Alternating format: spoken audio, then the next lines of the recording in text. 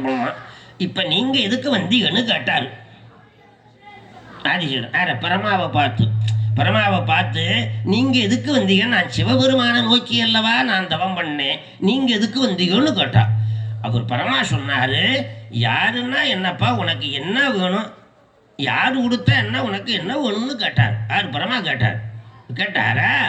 அப்போது நான் சிவபெருமானுடைய தாண்டவ காட்சியை பார்க்க வேணும்னு சொல்லி தவம் பண்ணினேன், அதுக்காக தவம் பண்ணிக்கிட்டு இருக்கேன். ஆனால் அறிவு இல்லாதவனே சிவன் வரமாட்டான். இப்போ நீங்கள் இத்தனை நாள் சாமி கும்பிட்டுக்கல, சிவன் வந்திருக்கானா? இல்லை வந்திருக்கானா? இல்லை வந்தால் சொல்லுங்க, அவங்கள நமஸ்காரம் பண்ணிக்கிறேன். இதெல்லாம் புரியுதா? சாமானியமாக வரமாட்டான். மற்ற சாமியெல்லாம் சும்மா சாம்பிராணியை போட்டால் வந்துடும், புரியுதா இல்லையா? சிவன் சாமானியமாக வரமாட்டான், புரியுதா இல்லையா? தோன்றா துணையாக இருந்து அருள் பண்ணுவார். வரமாட்டான் என்பதை விட்டு விடுங்கள், தோன்றா துணையாக இருந்து பக்தர்களுக்கு அருள் பண்ணுவான். இப்போ நீங்கள் பதஞ்சலி பூஷை பண்ணினா அனந்தீச்சரத்தில் இருந்து பதஞ்சலி முனிவருடைய பெருமையை இப்போ கேட்குறீங்களவா, அது அவனுடைய அருள். அடாடாடாடாடா, அது அவனுடைய அருள். இப்போ நான் பேசுகிறேன் பாருங்க, அது அவனுடைய அருள். நல்லா புரியுதா? தோன்றா துணைன்னு பேர் அப்படின்னார். அதுக்காக அவன் சொன்னான், வரமாட்டான்னு சொல்லாதே, மழை பெய்யாமல் இருக்க 6 மாதத்துக்கு கூட பெய்யாமையே போயிடும். இல்லை பெய்யாமையே போயிடுவான்னு, பெய்யும் இல்லை, ஒரு நாளைக்கு பெய்யும் இல்லை. அதனால் ஏழை வருவான், எனக்கு காட்சி தருவான்னா. வரமாட்டான். நீ இந்த கூத்தை பார்க்கறத விட்டுட்டு வேறைய கேடுறான்னாரு.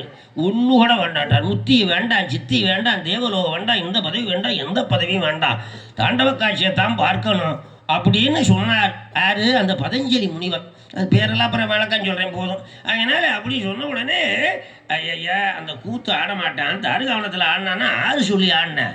அவன் சுயமாக ஆடினான், உனக்காக ஆட மாட்டான், ஒருத்தனுக்காக வந்து ஆடுவானு அவ்வளோ பெரிய சாமி, அதனால் ஆட மாட்டான்.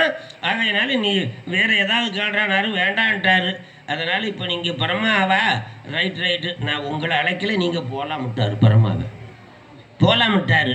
இல்லைடா, நீ இப்படியே சொல்லிக்கிட்டு இருந்து காலமாகி போயிடுச்சுன்னா அப்புறம் ஏமே வந்துடுவேன், நீ ஒன்றும் வாங்காமல் வீணாகவே போயிடுவியடா அப்படின்னாரா? அப்படின்னு சொன்னபோது ஆதிசேடன் என்ன சொன்னான்? சித்தம் திருநடம் காண்பேன் என்றோன். இந்த எண்ணத்திலே இறந்து அடுத்த பிறப்பிலையாவது தாண்டவ காட்சியை பார்த்துருவனே தவிர பார்க்காம விடமாட்டேன் அப்படின்னு சொன்ன உடனே தான் அவருடைய உறுதியை கண்டு அன்னப்பச்சி ரசோவாகனமாச்சு, பரமா சிவபெருமான் ஆனார், சரஸ்வதி பார்வதி ஆனார். அப்படி பூதகணங்கள் புடசூழ காட்சி கொடுத்து, குழந்தாய் இந்த மாதிரி கடுந்தவும் உறுதியாக செய்தால்தான் நம்முடைய தாண்டவ காட்சியை பார்க்க முடியும்.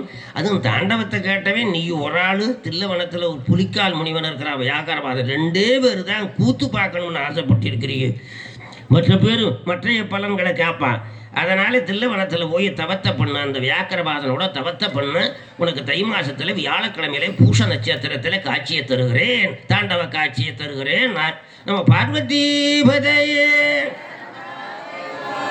அப்படின்னு சொன்ன உடனே அந்த பதஞ்சலி முனிவனுக்கு வந்த அந்த பாம்புக்கு வந்த மகிழ்ச்சி சொல்லி முடியாது. இன்னொரு 10 நிமிஷத்துக்குள்ளே முடிச்சாரு.